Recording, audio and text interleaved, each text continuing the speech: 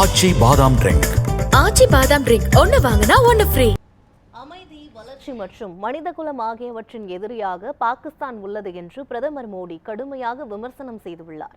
காஷ்மீரின் கத்ரா பகுதியில் ரயில்வே திட்டங்களை தொடங்கி வைத்த பின்னர் உரையாற்றிய பிரதமர் மோடி, பஹல்காம் தாக்குதல் மூலம் மனித மோதல்களை தூண்டி காஷ்மீரின் முன்னேற்றத்தை முடக்குவதற்கு பாகிஸ்தான் முயன்றதாக குற்றம் சாட்டினார்.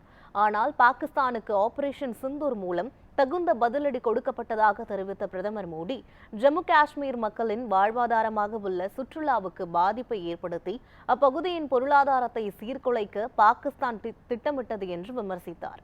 ஆனால் பாகிஸ்தானின் முயற்சிகள் காஷ்மீர் மக்கள் ஒன்றுபட்டு நின்று முறியடித்ததாக கூறிய பிரதமர் மோடி, அமைதி, வளர்ச்சி மற்றும் மனிதகுலம் ஆகியவற்றின் எதிரியாக பாகிஸ்தான் செயல்பட்டு வருகிறது என சாடினார்.